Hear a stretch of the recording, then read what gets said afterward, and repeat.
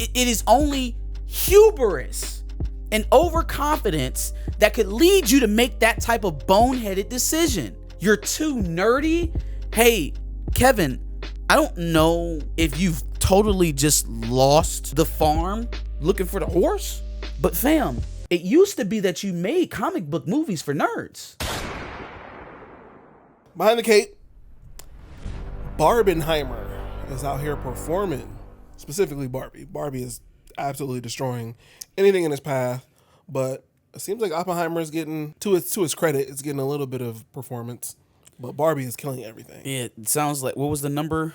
335 with a budget of 140.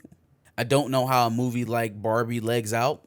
This isn't a very typical movie. Unless people go see it multiple times. But again, if we're talking that they've broke even off the first weekend, that sounds pretty good. Yeah, it sounds pretty good.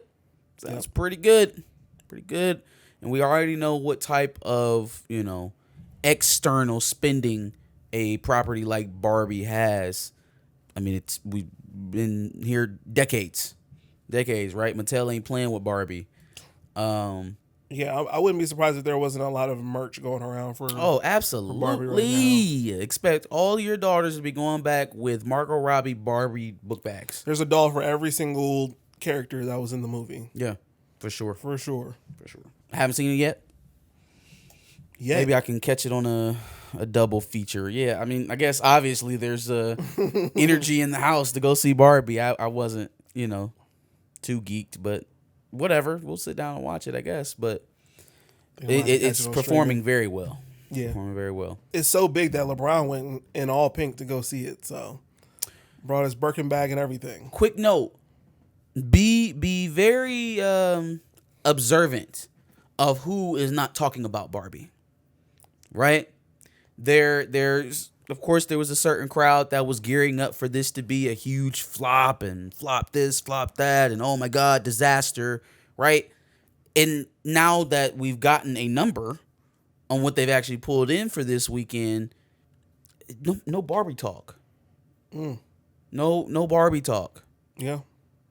Notice who's not talking about it, because there were people who were watching early screeners and they kind of like turned people off to it and was trying to send a message that it wasn't all that great or whatever, and was also speaking towards the projected failure of it fiscally. And now radio silence. Now, I'm not sitting up here caping for Barbie. I haven't even seen the movie, and to be honest, I'm not too interested because I'm not the target demographic. But I'm objective enough to look at numbers and say what's good and what's not. Yeah. Even after I've made a proclamation that didn't prove to be true. Sure. Oppenheimer is also doing pretty well. 175. The budget was 100 million. Crazy that the budget for Oppenheimer is lower than Barbie. Well, I mean, Nolan is he's a very fiscally responsible director. Like I don't think it's like he does amazing things, but like with very practical shots. I think Inception was probably one of the more like visually in-depth things that he's done. But I'm thinking about all the other stuff that he's done has been very, very practical. Shutter Island, Dark Knight, right? Dark Knight was one of those superhero movies that was very grounded. It wasn't like people flying around and punching supervillains, out of the atmosphere. It was a very realistic, grounded superhero franchise. Yeah. So he doesn't have to spend like James Cameron to make good cinema. I'm not as on the Oppenheimer train as I am on, or I'm not on the Barbie train, but I'm saying like I'm not as optimistic about Oppenheimer. It had a very low budget of $100 million, right? But I just don't know what kind of longevity or legs this movie has, given that the biggest thing that everybody's going to see in it probably happened somewhere towards the middle of that 3-hour runtime. What's happening after that? Whether or not we should have ever been given this power? No, we shouldn't have. End of movie. You kind of see the setup of the movie in the trailer, right? Part of the saga is getting the bomb built, beating the Russians, and then eventually using it. And then there's also a point in there where he languishes over ever relinquishing that power. I think I just got the whole movie. I think I got it. Outside of maybe the historical things that we don't know, and all of that stuff is great. That sounds like a good Sunday afternoon on TNT. That sounds like late night, nothing else to watch, pop on TBS, boom, oh, Oppenheimer's on. I haven't seen that yet. Let me watch it. It don't sound like 9:50 in the movie theater to me. But that's my opinion though. No, that's pretty true. That's my opinion. It's pretty legit. It's like I'm not, even if you got Robert Downey Jr. and you got Emily Blunt and you got Peaky Blinders guy, like is that concept enough to excite me enough to go, and pay for another movie? Probably not. I don't know. Barbie or Oppenheimer? What are you more likely to sit down and watch? That's a really good question. I think I would say Barbie just to say I went and seen Barbie. Issa Rae is in Barbie. That too. But that's really it. RDJ's in Oppenheimer though. Yeah. Like RDJ. Yep. Yeah, I don't know. Even when I watch it, I just get the feeling that I'm going to be utterly annoyed by certain things in Barbie. I feel like I don't know. Maybe especially that's an assumption. Maybe I don't feel like any of the trailers or any of the marketing really did much to provide what the plot is of the movie. Yeah. So like I'm kind of going into it blind. So like I don't know if this is a children's film. I don't know if this is an adult's film. Like if this is like a Barbie parody movie. It's kind of the feelings it was giving off. The one thing I do know is that Barbie is definitely white women's Black Panther. So what's their Wakanda Forever sign? I got nothing. It's the Karen calling phone. That or it's just like a general. Hello? Like I'm being accosted by a black man. T-pose. I'm being accosted by a black man. That's crazy. I'm being accosted by a black man. That's the police. Police. Police. That's crazy. Barbie's just automatically a Karen. That's crazy. Well, no, but her white woman fan group. Fair enough. For sure. Fair enough. For sure. Ne'er-do-well Negroes. Ne'er-do-well Negroes. Anyway, SDCC has been going on this weekend. Oh, yeah. And it doesn't seem like there's been a lot of juice. Yeah. No buzz from it, but that's to be expected because there's no actors. Marvel and DC already pulled out of Hall H. Strike. So, like, what can you really do with, none of the power behind your conference? Yeah, Convention. I don't know. The only thing that I really saw out of there was the Marvel's trailer, obviously. Marvel's trailer, Invincible Season 2. Invincible Season 2, yep. I don't know if they've done anything specifically for Gen V. Mortal Kombat 1 is showing the, hidden characters that'll come as, DLC. Okay. They got Omni-Man. They've got Homelander. Okay. So they got a couple of characters that they're bringing in from, different superhero content. That's dope. Which is kind of cool. So it'd be cool to see what, Homelander's fatality is going to be.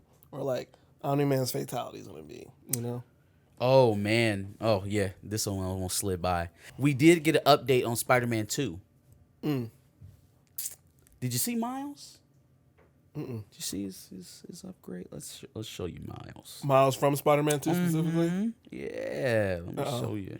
Bro, what was that? Yeah, I don't give a fuck that you don't care about his hairstyle. What was that? Yeah, the hell with you, IGN, bringing on this dude. That was a dead raccoon on his head. Fam, what is that? It don't even look like what's on the dude who's defending its head. No. That was wild. Hey, man. I don't know why we had to fix something that wasn't broken. Why he couldn't just be a little bit older with a fade, So simple. Why we had to progress into a mop top kind of what is that? I don't know what that was, and I'm trying to find a Jesus Christ, man. Oh, wow. You know what they tried to do? They tried to do those emo dreads that certain rappers have. and it just doesn't. But fam, first of all, that's not even what that shit looks like. It's not. It looks like he grew out his fades ever so slightly on the sides. Yeah. And then just let the top like dread. And it just doesn't. Let the top lock up and just let his fade grow out on the sides. It looks unkempt. It doesn't look like it's been taken Style. care of. It's not styled at all. It's just. It's like they put two hairstyles together. We're gonna put short dreads on top of the fade. Grow the hair out on the side a little bit. Oh, yeah, there you go. That's an upgrade. That's an older Miles. What in the fuck is this? That looks terrible. Jesus Christ, yo. It looks terrible. And it doesn't, like you said, all it had to be was an older Miles. Don't know why we trying to fix what wasn't broken. I don't know. But let's get back to the Marvels. Sure. Because that'll probably segue us into our next topic. A little bit more of a detailed trailer. A little bit more positive buzz around the trailer, so that's villain. It seemed like that's good for them. We also got a peek at what actually is the link between all three of their powers and how that started with the villain. No Maria Hill still. Yeah, no, Maria Hill's gone. she dead. It's over with. Shout out to chat. I wonder, and I hope not, but I wonder if the whole, Kamala Khan coming back as a new mutant in the fall, co-written by Iman Vellani, is a way to also reestablish her powers. Because they, once again, they seem to have solidified, reasserted that her powers are light-based. Right? And that is the link between all three of them. Carol Danvers, light projection. Photon can see the entire light spectrum. Iman Vellani can manipulate light to create constructs. Yeah. Is that what she's going to be when she comes back and be a mutant? She's going to have light powers that she can create constructs from.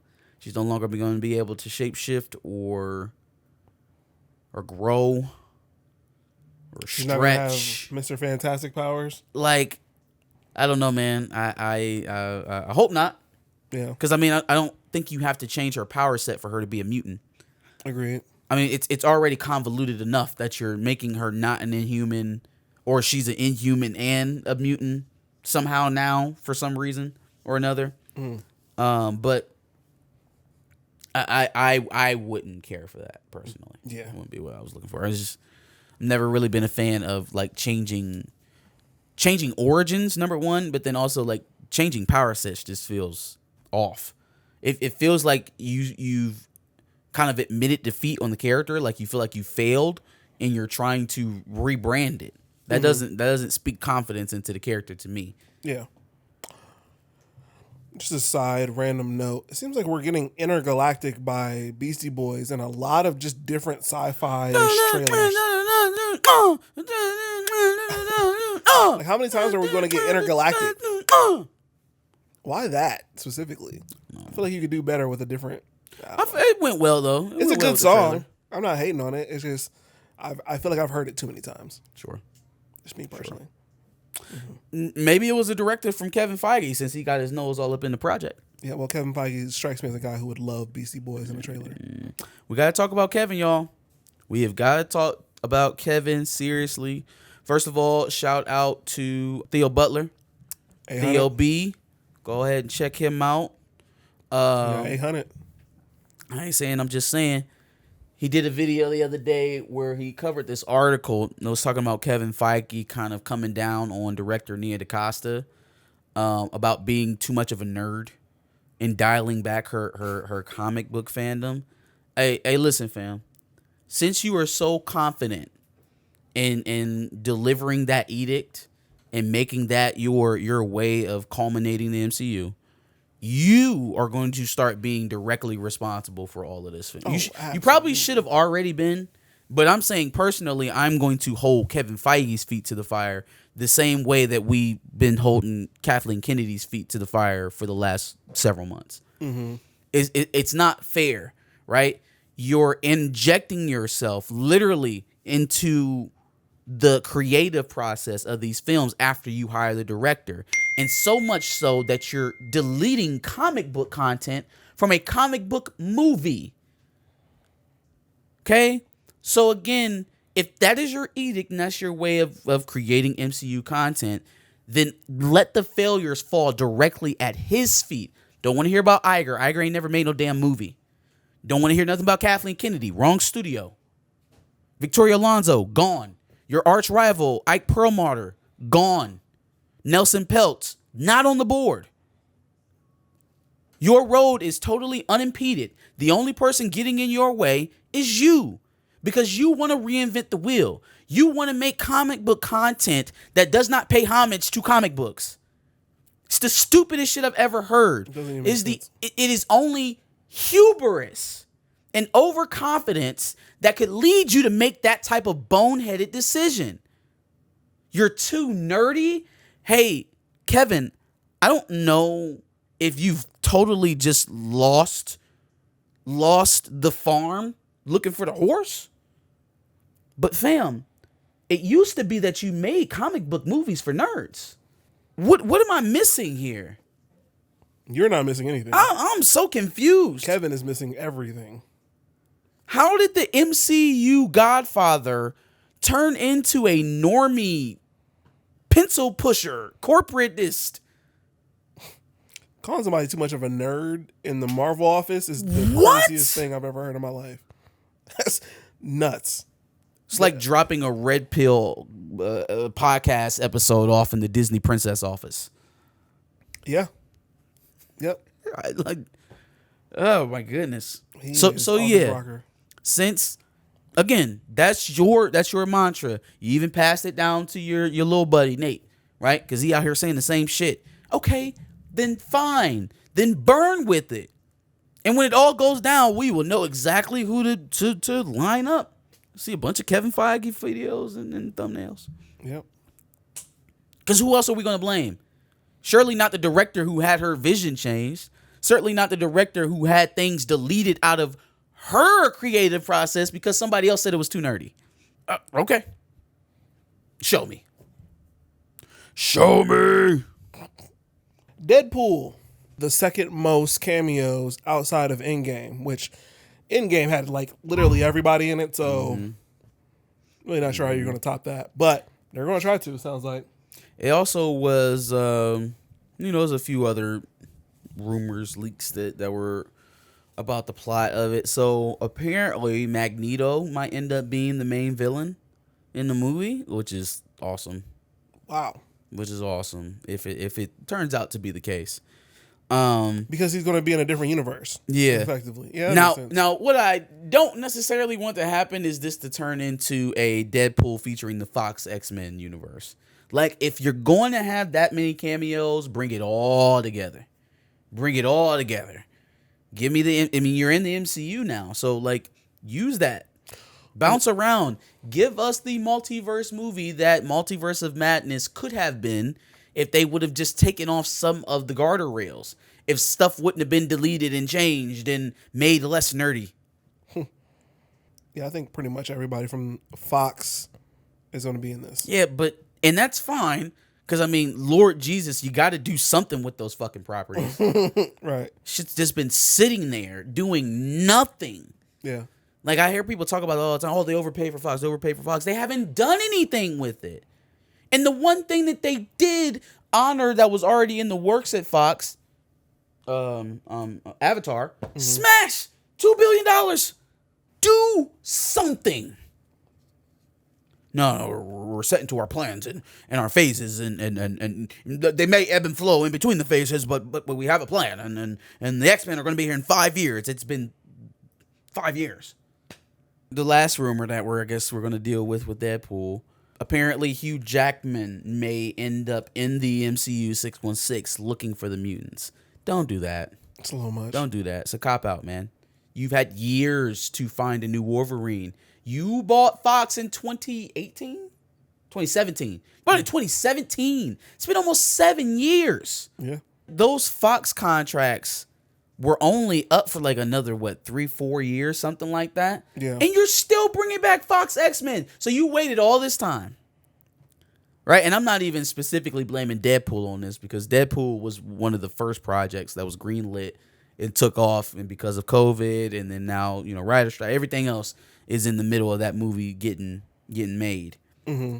But just the studio, Disney, You bought a company, a film studio, for $70 million. I believe it was $70 billion. Sorry. The only thing that you've made out of that so far, you were contractually obligated to do. It was the shit was already done. Just needed post-production. It was already shot. James Cameron came to you with a golden goose. Absolutely nothing else. Ford versus it's Ferrari. not that they overpaid for it. It's that they paid for it and had absolutely nothing to do with it.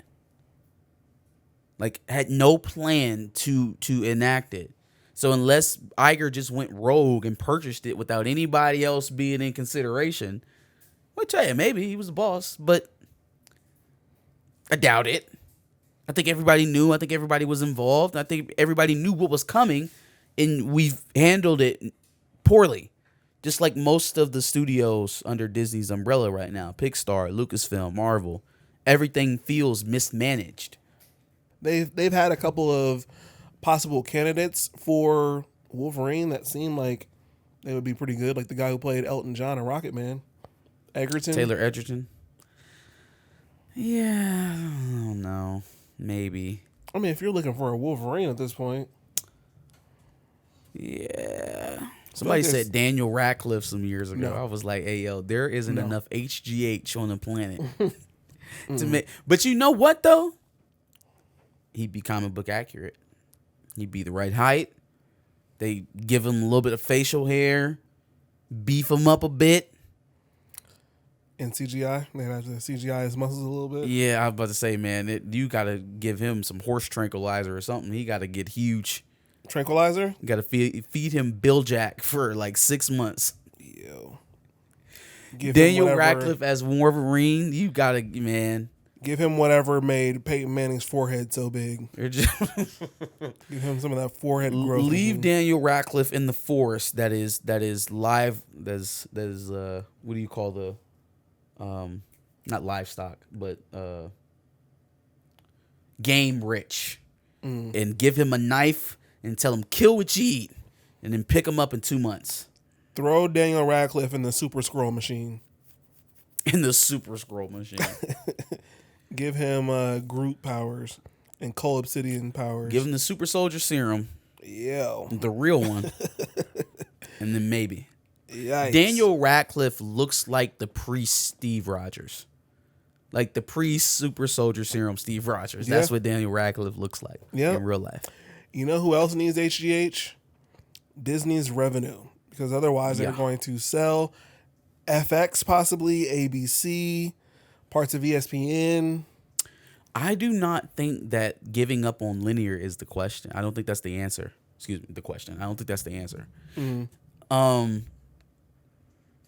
Again, if cash flow is the problem, selling the parts of your cable package that makes people pay $10 for the Disney bundle is how does that make sense? How does it make sense? So every time you set up a cable package, you can itemize it. Like if you ask them to, they can break it down. They can show you what you're paying for everything in the total price, right? In there is a block of channels that Disney owns. And so to get one of those, you have to take them all and you have to pay the bulk price, right? And that is if the parks are down, they're not turning profits from movies. I can't imagine that there are too many things going on at Disney that's making more money than linear right now. I can't. I don't know. Somebody would have to tell me. You know, unless they laundering money for the cartel or some shit. I don't know where else they're making money. So if you're struggling for money everywhere, selling the one thing that is making you money is going to help you. I don't get that. I don't understand that. Man, especially if you own, like, it's Disney, it's ABC, it's Freeform. Yep. I think ESPN, they had CNN at some point. I felt like National Geographic, FX. Yep. So like if it's not one of those channels, it's another one of those channels, and you have to buy the bundle for all of it. All of it. So like if I need to see Snowfall on linear, then I need to buy Disney, ESPN, and all that other shit. That's why those first 100 channels or so are so locked in and basic, and people already know them because they have been set up like that for the last 4 decades. Mm-hmm.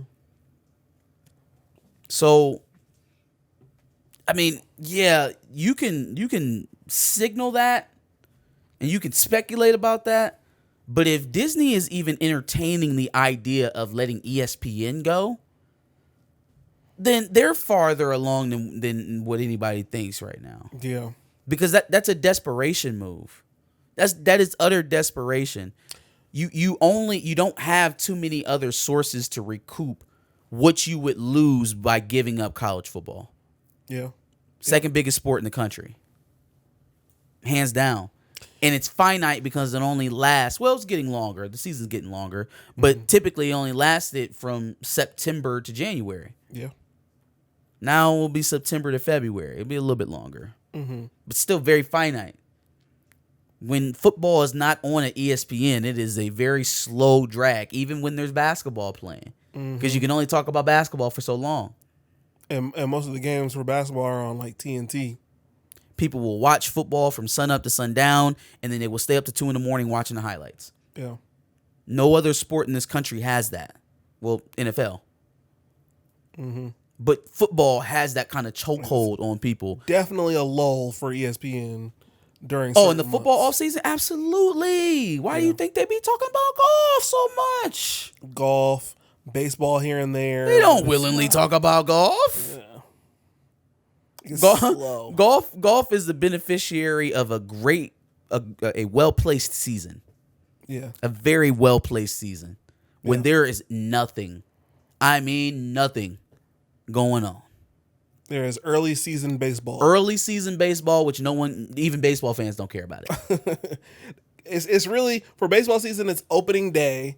Then it's like Olympic trials All-Star. And stuff like that. Cricket. Yeah. It's pretty slow. Yep.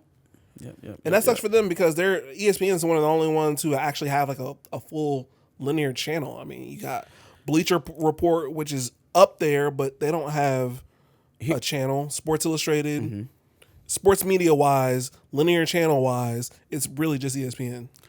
Here's the second reason why I don't think it's the answer, is because everybody is so convinced that this switch from linear to streaming is going to happen like that, and it's just a matter of time.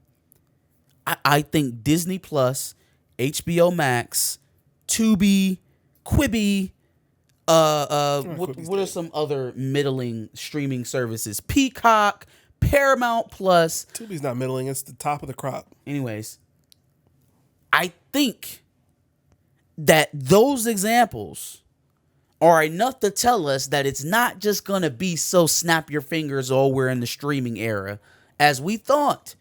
The money doesn't rake in as fast, which means investors don't get their cut when they are expecting it, which means the studio heads are feeling the pressure, which means things are going to have to change.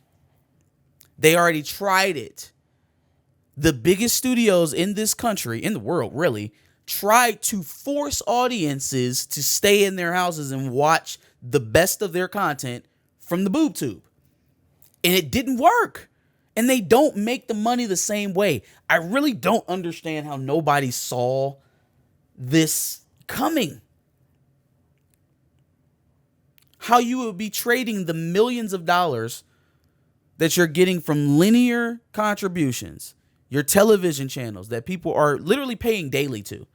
If you average it out, they're pretty much paying daily for those channels. To switch it to a once a month transaction at a far lower price point for everything. Every last piece of content that you own from the day you started doing the little mouse on the boat all the way to Endgame. Everything. Yeah. And that is supposed to even out. It's not going to work that way. Not going to work that way. You cannot abandon linear. People have been telling me that cable was not going to be here much longer since I started working in cable almost 7-8 years ago. Not there anymore, but it's you do not understand the millions and millions of people who depended on that as their main form of entertainment for years.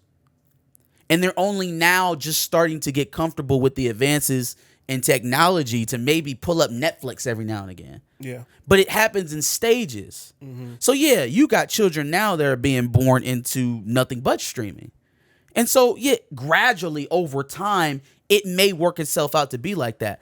But the price points aren't making it more advantageous or more likely that that's going to speed up. So I can buy 6 streaming services that average out to about $50-$60 and then get $50-$60 worth of internet to stream all of it and have a $100 entertainment bill. Or I can just go to the cable company and have a $100 entertainment bill and get the cable and the internet. And see everything live. Oh, and here's the kicker, Josh. Because I have linear, I can log into all those apps.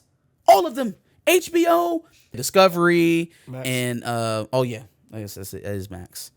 TLC, FX. Because I have them in my cable package, I can log in all of them anywhere I want. While y'all are trying to piece together a Frankenstein package with your streaming services. I mean, cut the cord. Work for Netflix. Did it though? No. I mean, like, did it really? It all started. I mean, they survived. They what Netflix did is that they moved themselves into a new era of technology. I don't think DVDs being mailed to your house was a long-term solution because the physical media had diminished, right? Discs, CDs, DVDs, Blu-rays. Yep. But even that is a revenue driver that Disney just totally abandoned when they got Disney Plus. They didn't even give it time, right? Okay, cool, it's out of the theaters. We're going to wait an additional 2 weeks, sell a physical property, and then it'll go up on Disney Plus. Nope, everything, same time. In the theaters, we're going to have the DVDs on the trucks going to the stores, and you're going to have it on Disney Plus. That's an oversaturation. That's an overload. Yeah. And it also devalues it. It makes it seem like it's cheaper. Yeah, plus why would I go anywhere when I can just literally watch it all from here? Oh, right here. And I don't need physical property. I don't need theaters. For well, $6.99 you would need a theaters month? for some things, but For $6.99 a month. Yeah. Okay. Yeah. I don't know. Yeah, that whole thing started with Netflix gaining so much popularity from shows like The Office, and then, you know, certain streaming people like NBC, obviously, with Peacock being like, no, we want that for ourselves. Yeah. And so then everybody decided to go into business for themselves. Yeah, the NBCs and the Disneys of the world kind of Disney, snatching back their stuff kind of hurt. Yeah. Kind of hurt Netflix because their percentage on their original stuff is not nearly as high. But then that's what made everybody try to do exclusive to their stuff. And then you got to sign up for a whole bunch of different things. They're finding out how hard it is to do that. When you have a menu like that, you have to create so much content. Yeah. And when you're creating that much content, there's going to be a natural dip in quality. Yep. It just, that's how it goes. And Netflix wasn't creating at that point. They were just taking from... They were taking. And when they had to get on the horse and start creating, they had a lot of misses, a few hits, but then a lot of misses. Yeah. But every now and then a Squid Game. Give us your thoughts on everything discussed here. Put them in the comments below. Make sure you like, share, and subscribe. Come back next week for another Behind the Cape episode. Absolutely. And make sure you check out our previous discussion where we talked about actor strike and how the actor strike combined with the writer strike and all that good stuff. So see what we thought about that. One of the points I made in that video was that I didn't feel like the working class people were being centered enough in this discussion. Heard some really good stats that really like grab your attention and kind of give you the perspective on why all of this is going. 80% of the actors in SAG-AFTRA don't make enough to have health insurance, right? Don't make enough money to be full-time to make health insurance. You know how much money you need to make to get health insurance? $26,000. So that top-heavy kind of all the faces, the people talking that have the money, right? they're ones out in the front. They like that's even more distinct than what I thought it was. It's only 20% of actors that are making the lion's share, the bulk load of money in Hollywood. Yeah. Right? The very selected few. That's how you get those very exclusive clubs. Starting to understand. But $26,000, you're living in Hollywood, Los Angeles, Calabasas with $26,000 and don't have a family. Where do you live? Now, understood that a lot of them still have other jobs. They still work full time and while they're trying to get their acting careers off the ground. And that's tough. That's tough. But imagine your main career, right? Your acting career not affording you the at least the benefit of being able to go to the doctor when you're sick. Like that's close to not being taxable. Yeah. $26,000? Yep. It's crazy. Mm-hmm. We'll be back next week. Like, share, and subscribe.